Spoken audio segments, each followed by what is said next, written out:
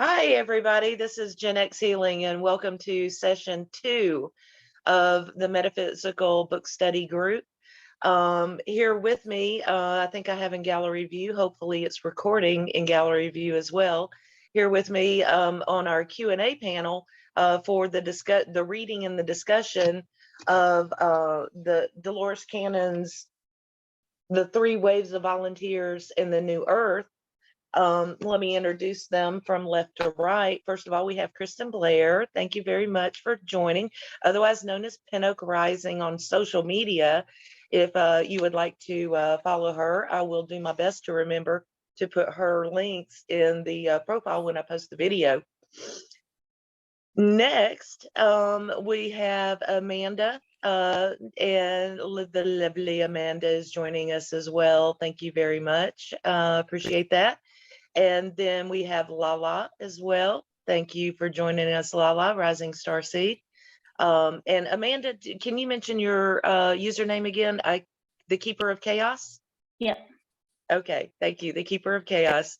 And then we also have Star Soul rounding out the group. Thank you very much for joining, Star Soul. Please follow him as well. Wonderful artist. You will not be disappointed. So this is just our second session. We started out last week with the overview and the first 14 pages of the book. Hopefully, we took up a little bit of time with the overview, so hopefully we'll get a little bit farther in the book with this session. We'll pick up on page 15 for those of you who are reading along at the top of the page, and we'll pick up with the Lost Garden of Eden. Before we begin, does anybody have any questions or comments about the last session we had? Anything that you would like to discuss before we get started on the Lost Garden of Eden? Okay. There was quite a bit of material covered, so for those of you who are joining us for the first time, if you missed it, on my YouTube channel there is the replay, so you can go back and watch that at any time and catch up. All right, so let's go ahead and get started with Dolores Cannon's Three Waves. The Lost Garden of Eden. When an intelligent being was created on Earth, the council, and I assume here that they're talking about the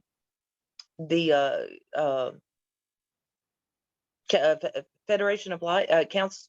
Oh my goodness, I cannot remember. The Federation of Council of Light or something like that. Galactic Federation of Light, I believe. Galactic Federation of Light. Thank you very much, Star Soul.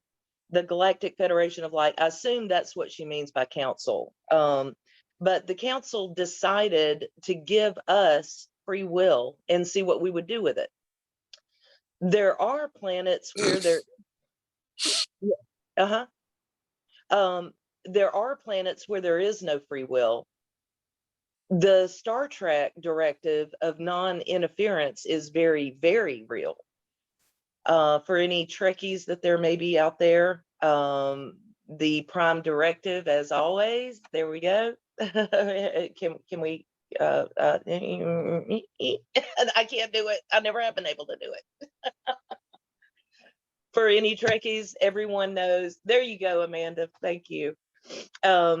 That the Prime Directive is that they shall not interfere. So it is, in fact, a very, very real Prime Directive. This is part of the Council's directives. They cannot interfere with the development of an intelligent species. They can help by teaching us and giving us knowledge, but they cannot interfere. I asked, okay, she's asking the question that I was about to ask. I asked, wasn't it considered interference when they came and gave us the next thing we would need in our evolution, such as fire or planting, etc.? They said no, it is a gift we give to you one time to help you in the next stage of your development. What you do with it is your free will. Many times we have taken their gift and used it for something negative or destructive, which was not their intention. I said, then couldn't you come back and tell them that they weren't using it in the correct way? They said, no, now that would be interference. We give it to you, and what you do with it is your free will. We can only stand by and shake our heads in wonderment at the complexities of humans, but we cannot interfere. The only exception to this rule would be if we reach the stage of development that we could destroy the world. This could not be allowed because it would reverberate throughout the galaxies, disturbing too many planets and even life on other dimensions. You would not think that a small planet deliberately isolated in this part of our solar system would have that much impact.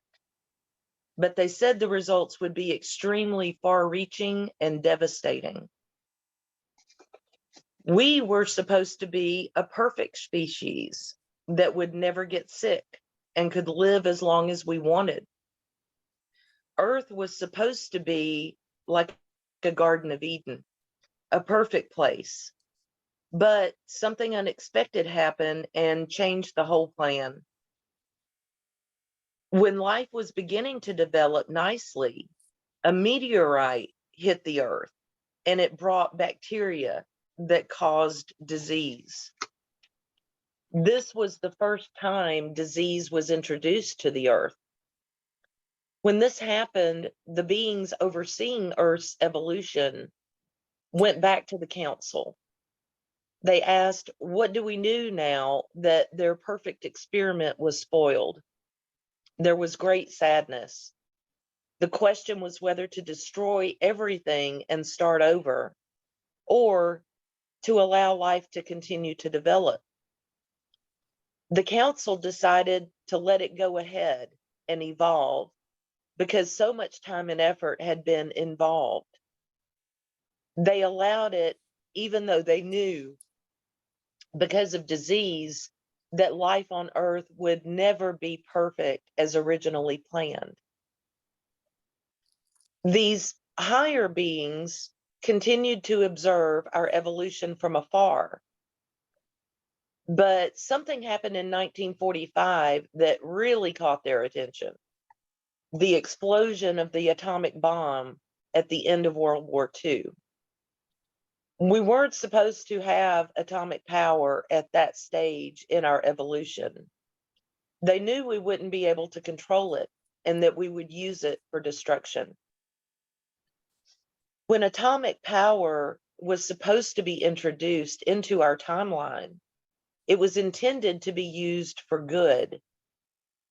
I said that we were using it for good, electricity and such as that. They explained that because it was first created as a weapon, it would always carry that negative aura. Wonder if they're talking about karma or something. And never have the great benefit it was supposed to have. Can you reread the last two sentences, please? When atomic power was supposed to be introduced into our timeline, it was intended to be used for good.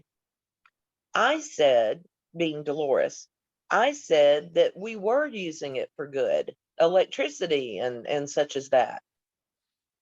They explained, though, that because it was first created as a weapon, it would always carry that negative aura and never have the great benefit that it was supposed to have. We had just come through the horrible World War II, so they knew we would never be able to control something as powerful as atomic power. It was just human nature, and they were extremely worried that this could lead to destruction. During the development of the atomic bomb, the scientists didn't really know what they were experimenting with. It was an unknown element. They were told that they could conceivably ignite all of the hydrogen atoms in the atmosphere and cause a massive explosion that could destroy our world. But the scientists ignored this advice, and their curiosity kept them experimenting. All of this is told in my book, A Soul Remembers Hiroshima, where I did years of research on the development of the bomb. Also, after the war ended, there was much distrust among the countries that caused a buildup of nuclear stockpiles. So the worries of the higher beings were well founded. We didn't know what we were playing with. It was an extremely dangerous and volatile time period. It was during this time, at the end of the 1940s and beginning of the 1950s, that UFO sightings began to be publicized. That makes so much sense. They were coming to check on us. Exactly. They were coming to check on their, see how their children were doing, or their creations, according to the superconscious of Dolores's clients. Yeah, and then the people that they were supposedly abducting, they were healing and, getting their DNA specimens to test and make sure that it's going the way it should go, or that they get what they need, like a farmer. Yes, and some believe that that they're trying to correct. There was mention of a meteorite that brought disease unexpectedly. Perhaps maybe that's what some of the abductions might be trying to do too, is repairing maybe some of that damage that was done way back when. I don't know. Yeah. Could Well, be. now I'm less upset that I haven't been abducted. That just means your DNA is probably okay. That's what I'm saying. I saw a UFO that followed me for a good 2 hours while I was walking around. I got so mad that they didn't come and at least stop and say hi and let me in. Yeah. If you're gonna stalk me, at least say hi. Yeah. Maybe they didn't see your thumb out hitchhiking. I don't know. Oh. Well, the higher beings went back to the council and asked what to do, since they aren't allowed to interfere with mankind's free will. That's when the council came up with what I think is a brilliant plan. They said, we cannot interfere from the outside, but what about if we help from the inside?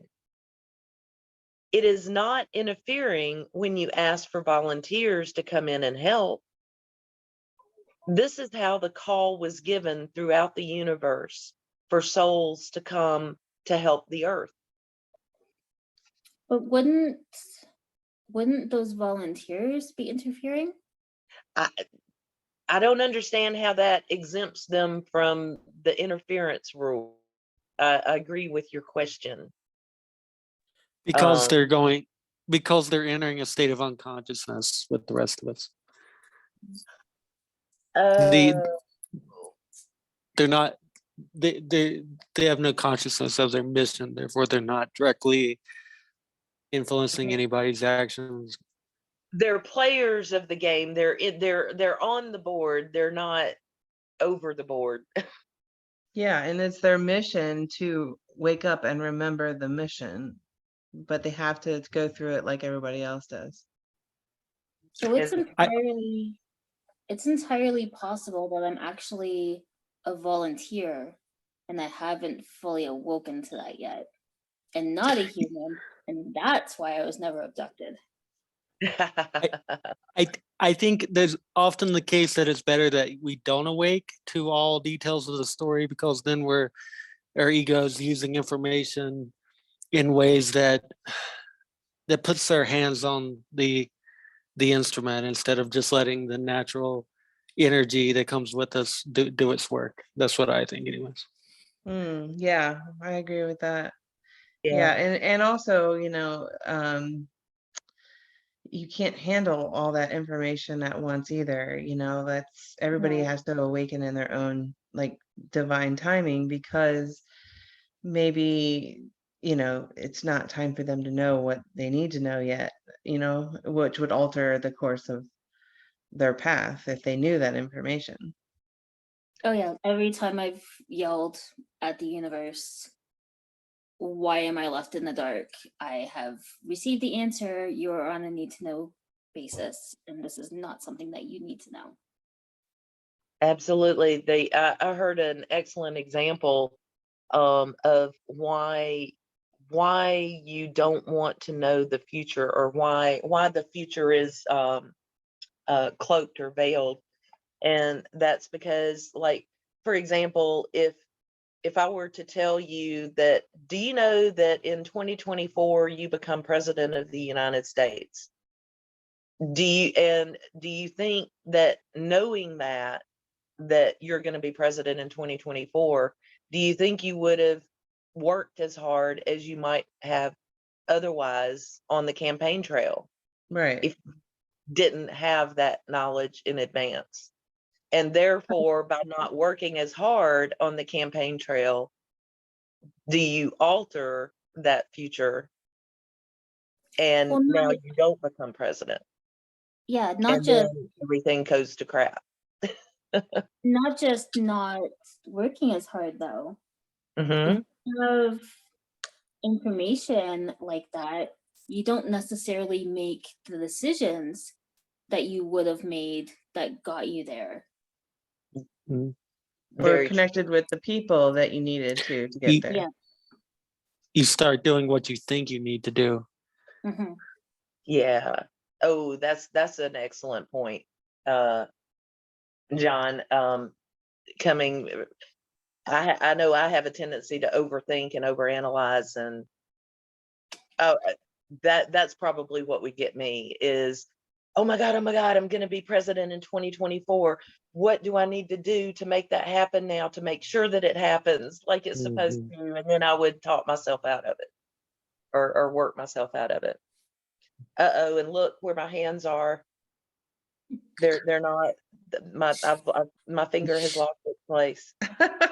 So we were at it's not interfering when you ask for volunteers to come in and help. You need a bookmark.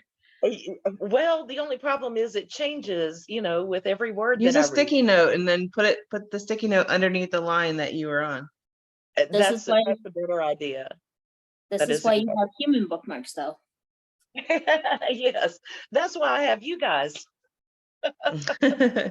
Right, but I left my book in Tampa, so. Here we are. That's okay. I Um, have taken the place of the human bookmark for today's session. Okay, all right, good. Okay. Thank you, Amanda. You're welcome. Okay, so I think we're at the beginning of the next paragraph, right? Yeah. No, Yeah. not quite, because I cut in when you said it's not interfering when you ask for volunteers to come in and help. Okay, so Okay. we're almost to the end of that paragraph. This is how the call was given throughout the universe for souls to come to help the earth.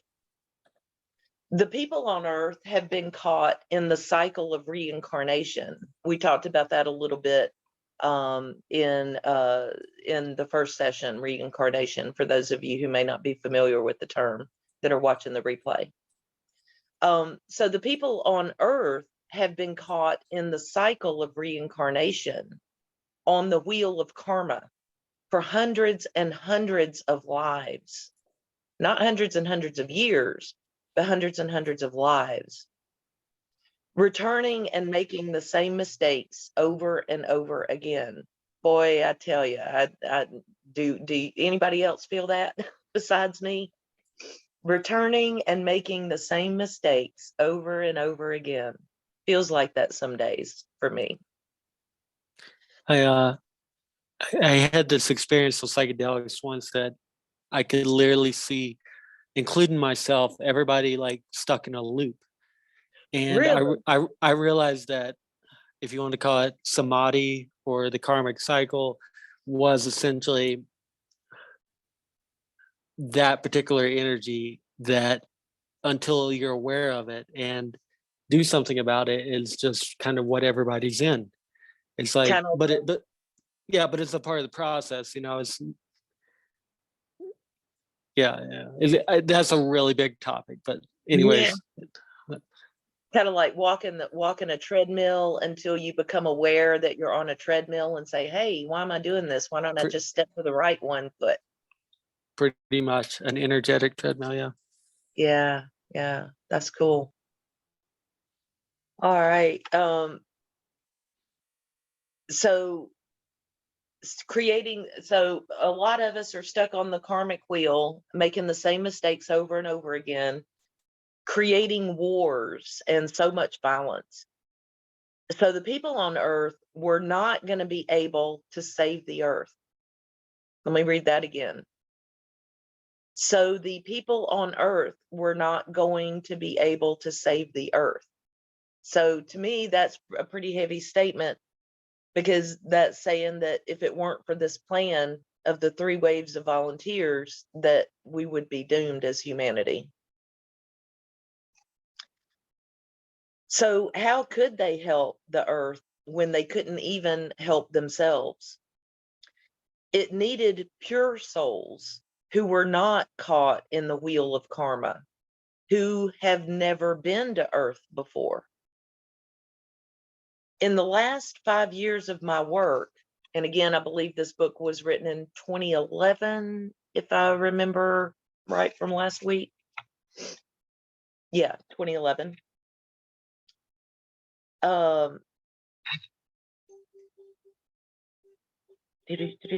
In the last 5 years of my work, I have been finding more and more souls who have come directly from God and have never been in any type of physical body. I've had people go back to where they were ETs living in spaceships or on other planets, to where they were on other dimensions, to where they were light beings and didn't even need a body. The volunteers came in with a sheath or a cover over their souls so they cannot accumulate karma, because once they accumulate karma, they have to be reborn again and again. Now, there are tens of thousands of these new souls all over the world, and the higher beings have said they don't have to worry about us destroying the earth. They say, we have finally tipped the balance. We are going to be able to save the world. The purest and most innocent of all are those souls that come directly from the source, or God. I have asked to know what God is. They said that our conception is just a tiny thread of what He truly is. We cannot even begin to conceptualize what He is. They all describe God in the same way. He is not a man. If anything, He would have been a woman, because women are the creative force. Amanda nodding vehemently. But God is neither man or woman. He is a huge source of all energy, described as an immense fire or light. Some call God the great central sun, a huge energy source, and yet so full of love, just total love. One client described the source as the heart of the sun, the heart of God. When the pure beings who have come directly from God go back to the source during the session, they do not want to leave. When she's saying during the session, I assume she's talking about her regression session. So when the pure beings who have come, when she finds a superconscious that's a pure being, and when the pure beings who have come directly from God go back to the source during the session, they do not want to leave. This is where we all began. We were originally one with the source. So I guess that's telling me that me, you, everybody here, we all came from source. We were all new souls at one point in time. Just some of us has been on earth longer than others, I think, is the way I'm interpreting that. Yes. I have asked the souls who have come directly from God say that there is no separation. It is all one. I've asked, if you loved it so much, why did you leave? They all said the same thing. I heard the call. Earth is in trouble. Who wants to go and help? Even the ones who are ETs have said the same thing. And when they come into the body, like all of us, their memories are erased, just like Starsoul said just a minute ago. That's what makes it an even playing field. I have asked, wouldn't it be easier if we remember why we have come? They said it wouldn't be a test if you knew all the answers. So I guess that's another way to look at it. That's the end of the section for the Lost Garden of Eden. I think that was pretty aptly titled, The Lost Garden of Eden. The next section, or it looks like the last section in this chapter, is called The Three Waves. And we've only got about 2.5 pages for the end, until the end of the chapter. So the purpose of the three waves is twofold. One, to change the energy of the earth so it can avoid catastrophe. And two, to help raise the energy of the people so they can ascend with the earth into the next dimension. Estimating the approximate ages of the three waves came about while having sessions with many hundreds of people. They all said the same thing about their present lives, and they all went back to the same situations during the session. So I began to roughly categorize them according to their present age, or their age as of 2011. The first wave of these souls, in their late 40s to early 60s, after dropping of the bomb at the end of the 1940s, have had the most difficult time adjusting. They don't like the violence and ugliness they find in this world and want to return home, even though they really have no idea consciously where that might be.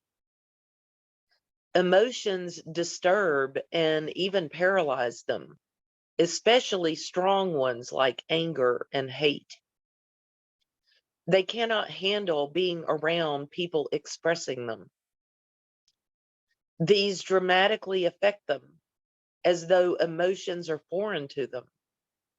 They are used to peace and love because that was what they experienced where they come from. Even though these people seem to have a good life, loving family, and a good job, many of them try to commit suicide. There seems to be no logical reason, yet they are so unhappy they don't want to be here. The second wave are now, I personally, I identify with the first wave. I'm in my 50s, so I was in my 40s when this was originally written in 2011. So I think I'm the first wave, or identify more with the first wave. And the description, certainly I resonate a lot with that as well. I can't be around anger, just freaks me out, and avoid conflict. And I'm gonna have to put you guys on hold just a minute. I just made a big spill. One moment. Okay.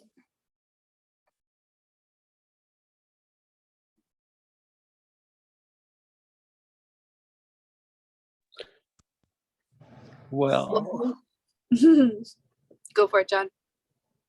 oh, I had nothing. Chicken noodle soup. I Oh, I am so sorry, guys. I was reaching for my cord because my tablet's about to die, and I was doing so frantically because I thought, gee, wouldn't that be a horrible disruption if my tablet died in the middle of reading this book? And then I spilled my drink. And then I spilled my drink all over the carpet, and I have to put the call on hold anyway. So my apologies. I'm gonna Oh, take this no. moment to say I've got a meeting with my students at 8, so I'm gonna have to leave in about 15 minutes. So I love you guys, but I am gonna watch the replay to finish this because this is enthralling and I love it. So it's been cool to see you guys hang out, and yeah.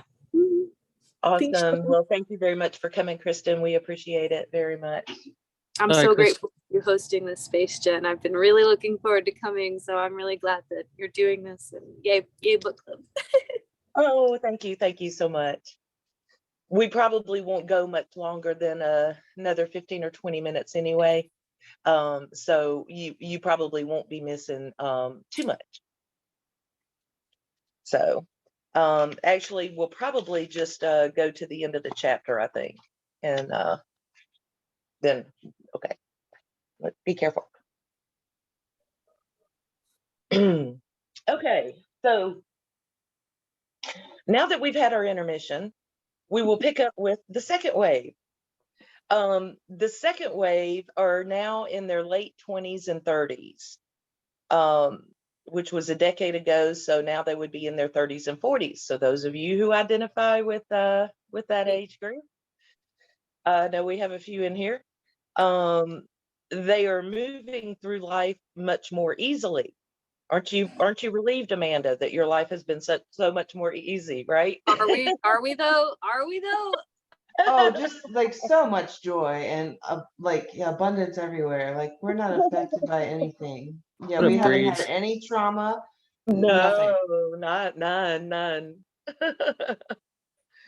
um, they are generally focused on helping others, which I would agree with that. Creating no karma and normally going unnoticed. They have been described as antennas, beacons, generators, Lighthouse. Lighthouse.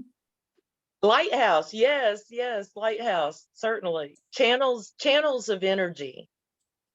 They have come in with a unique energy that greatly affects others.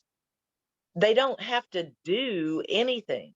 They just have to be. Bingo. I have been told that just by walking through a crowded mall or grocery store, their energy affects everyone they come in contact with.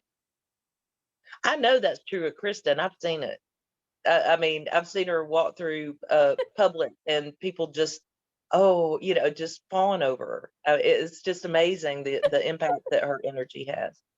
I love talking to people. Like I just love random people, no matter who or what or where, and just like starting a conversation and then walking away from it and just being like, yeah, we just like exchanged a whole part of our lives. How beautiful and special and wonderful was that?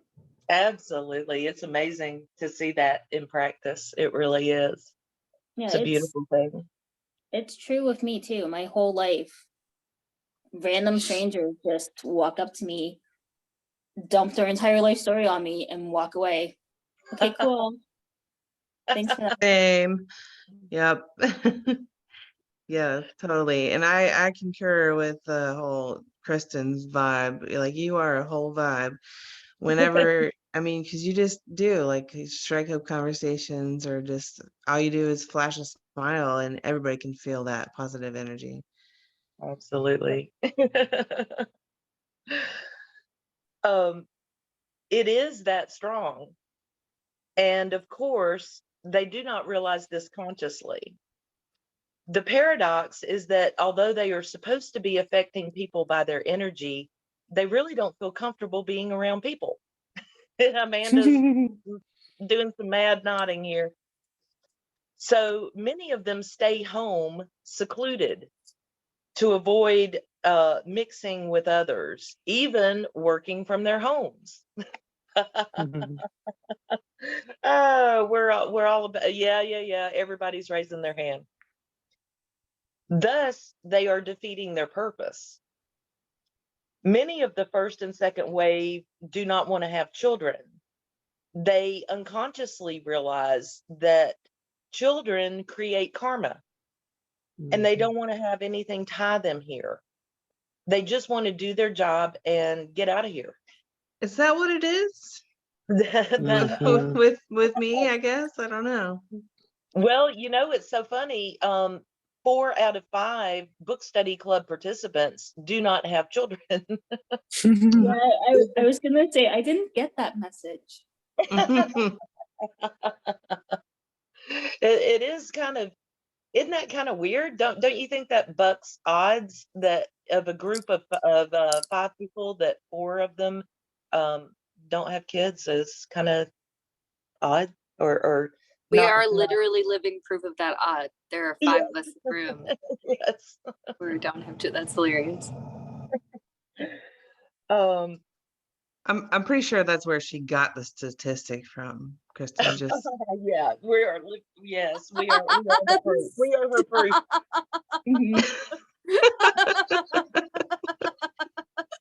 Thanks, Lala.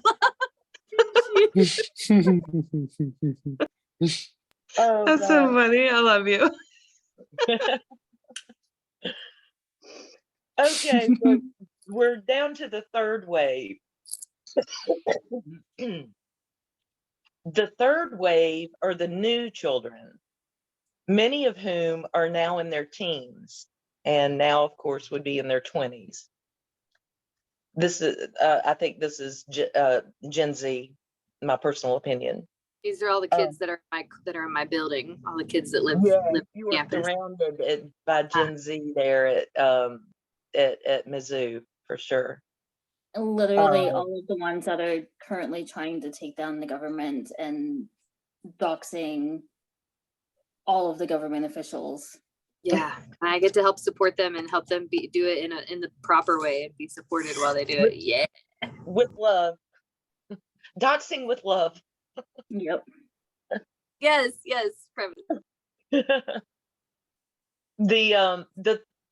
They have come in with all the knowledge needed on an unconscious level. The DNA of everyone on Earth is being altered at the present time and changed in order to adjust to the new vibrations and frequencies. But the DNA of the new children already has been altered, and they are prepared to proceed with little or no problem. Of course, many of these children are misunderstood by the schools and are sadly being medicated. A recent medical report has now announced that 100 million children have been misdiagnosed with ADHD and put on Ritalin and other drugs. There's nothing wrong with, what's that, John? Sorry, I thought there was going to be a pause there. When I was a kid, I staunchly refused to take my Ritalin and my Adderall.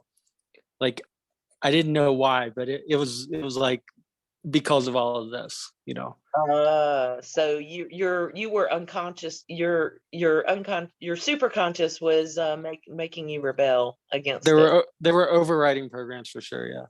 Yeah. Yeah. I don't doubt that. I don't doubt it a minute. Hi, Kristen. Bye, Kristen. Bye, Kristen. Thank you for coming.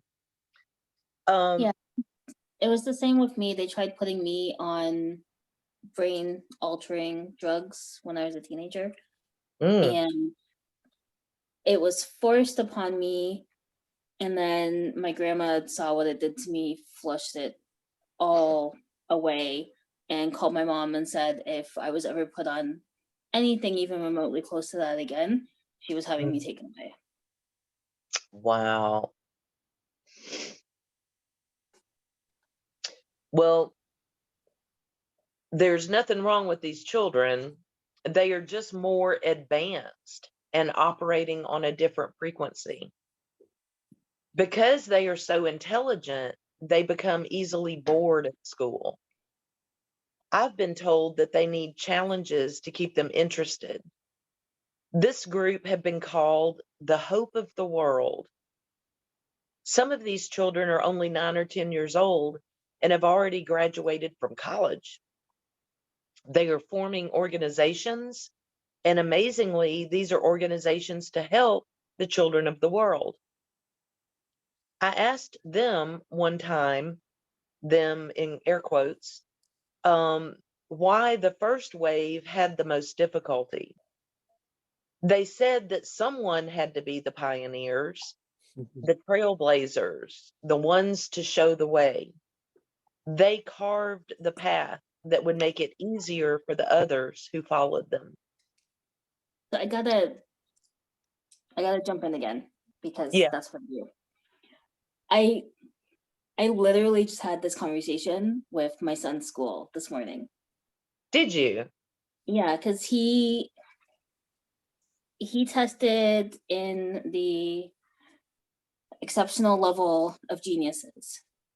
So Whoa. he's in the top 1% of all of Canada, intelligence-wise. Wow. So he's being documented in the government as being exceptional, and that he requires special considerations because of his intelligence. My goodness. So we're trying to work out a plan to make sure that he doesn't get lost in the system. Mhm. And like I literally said to them, he knows everything that you guys are trying to teach him right now, and he's Mhm. bored and he needs a Mhm. challenge. Mhm. And they said, well, that's exactly what we want to do. Mm. So we literally started working on a plan to make sure that he doesn't have this exact issue. So I think That that's is really funny that we're talking about that right now. that is amazing. That is an amazing synchronicity. Wow. And congratulations on that, by the way. That's impressive. Tell him tell him good job from Jen. I'm impressed. I will. He's already got a big enough head about Oh, it. So. we'll give him a little tiny good job. All right. Well, in the last few years, being 2008 to 2010 is when she's referring to specifically, I've been interviewed on the popular radio show Coast to Coast several times. I've also done Project Camelot and other popular internet shows.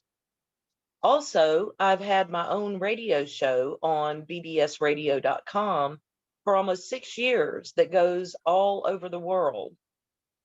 The amount of emails and snail mail that I receive after each of these shows is unbelievable. My office is inundated after each airing. Also, my books have now been translated into over 20 languages. The mail comes from all over the world and is always the same. They are so grateful for the information. They thought they were the only ones in the world who had these feelings of not wanting to be here, of not understanding the violence in the world, of wanting to go home, of seriously entertaining thoughts of suicide in order to get out. It has helped them tremendously to know that they are not crazy, that they are not alone, that they are one of many who volunteered to come and help the earth through its crisis mode. They just were not prepared for the repercussions on their gentle souls. From the letters, there may have been a scattering of a few souls who were older, i.e., born in the 30s or the 40s, who came in before the onslaught, after the end of the 40s and the beginning of the 50s. Their letters say that they are older, yet they have all the symptoms of the first wave. I don't really know what she means by their letters, their birth certificates. I don't know. Say that they're older, yet they have all the symptoms of the first wave. It is possible that some were sent as pioneers before the mass insurgents at the end of the 1940s. I have always believed the theory that an increase of births always follows a war or catastrophe where many are killed, as nature's way of replacing and adjusting the population. But this other theory could also be an explanation for the baby boomers. They are composed of many of the volunteers. So is she saying that the baby boomers are the first wave? I thought Generation X was the first wave.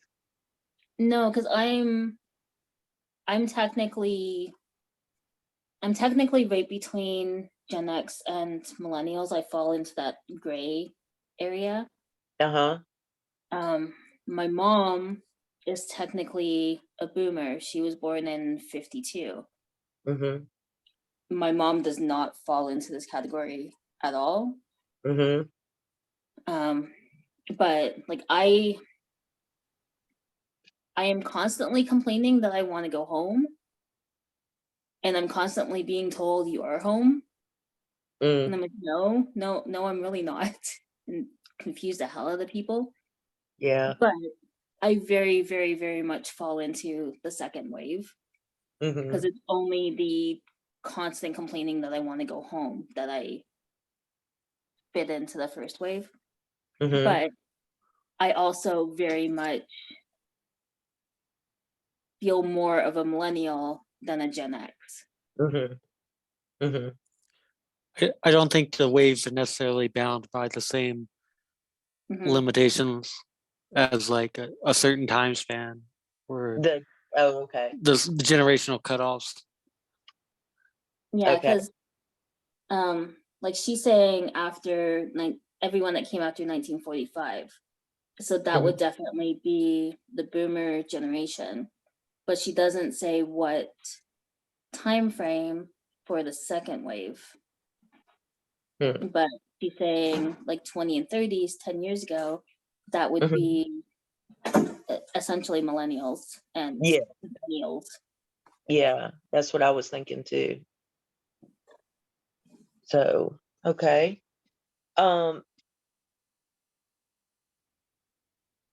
The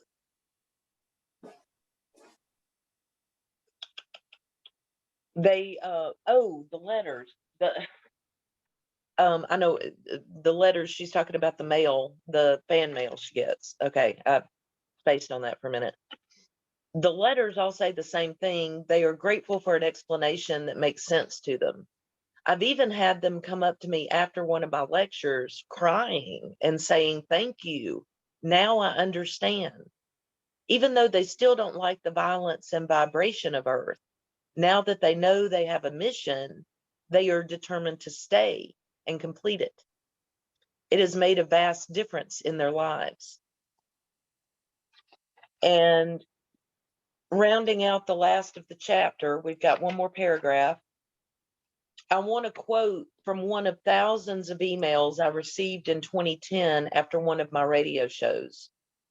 I'd like to thank you for speaking about the three waves, because I believe I am one of the people from the first wave, born in 1961. My much younger brother, I believe, is from the second wave, born in 1980. We have talked about this many times and have agreed that we were, in fact, extraterrestrials and were not from Earth. I had an extreme vision once about the actual planning session for the three waves that took place before I incarnated. It was quite detailed and interesting. You might also be interested to know that this plan was in fact tried once before and failed because the numbers of volunteers were not high enough. It was then that we decided to open the floodgates and stack the deck with as many high souls as could possibly be gathered. This time, I think the plan is working. And that is the end of chapter 1. The next chapter, chapter 2, is called A First Timer. And that is where we will pick up in session number 3 next week. How are you guys feeling? How did you like the last part of chapter 1? It makes a lot of sense. I think I understand. It's the title kind of threw me, the 3 waves of volunteers in the new earth. I mean, I kind of understand the title now a lot better. And I understand the why and the how a little bit better now. So I guess this is kind of, chapter 1 was kind of foundational stuff for really getting started into the meat of the book here. So I'm looking forward to next week already. I really want to keep on going with chapter 2, but I know we're out of time and my voice is needing a rest. So we'll go ahead and say goodnight today, and we'll pick up again there next week. Before we go, does anybody else have any final words that they would like to say? I was just gonna say I really enjoyed this explanation too. It really resonates with me. And I would say I definitely resonated with the second wave, totally. And You're kind of on in that middle ground too with Amanda. yeah, You're kind of in between Gen X and but I Gen Y. also did resonate with some of the first wave too. So, but more so the second. But to what you were saying earlier about our parents' generations, how you don't necessarily think that they are. Maybe they are though. I think about my dad and how he's really a kind of a pioneer in my life and my family's world. Like he taught us, tips and tricks of different things, of how to do things and shortcuts. So maybe they are in their own kind of way, just not awake on the consciousness level that we are, but they are still doing their work. That's a good Exactly. that's an excellent. I think there's a lot of people like that. And everybody may not have awakened yet. And just because they haven't awakened yet doesn't mean that they might not, in the near future. So I guess you're right. I shouldn't discount the baby boomer generation at all. That's But for sure. part of the depths of unconsciousness, I personally believe, is the amount of darkness in which the light can pierce, and for it to successfully pierce in some of the most unconscious aspects of reality, the dark and dingy corners, it requires a certain amount of unconsciousness to be inserted there. Otherwise, you wake up and you say, "Get me the heck out of here." Is what I've witnessed. So it's like not everybody needs to have the same kind of awakening per se. Oh, I see what you're saying. Okay. Perhaps that woman working the cash register at the ghetto one quickie shop down there, who has the most beautiful smile that just radiates love on everybody, perhaps she's doing the most work in the city in a certain sense, you know what I mean? Yeah.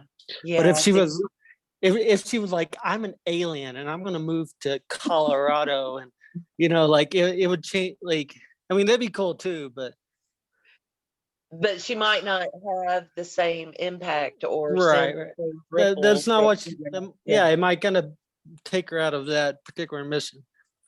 Yeah, I see what you're Right, saying. because there are also grid workers who literally they don't have to do anything besides just light up the world with being themselves. And they don't have to be on, like John saying, that same level of conscious awareness that they are being that, because it maybe impact their ego if they did know that, and they wouldn't be as cheerful and whatever.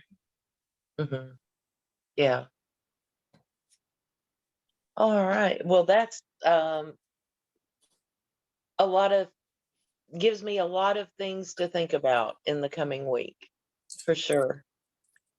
And I think I may go back and have some additional conversations with some of my favorite boomers and see just do a little poking and prodding and see how much unconditional love I can uncover.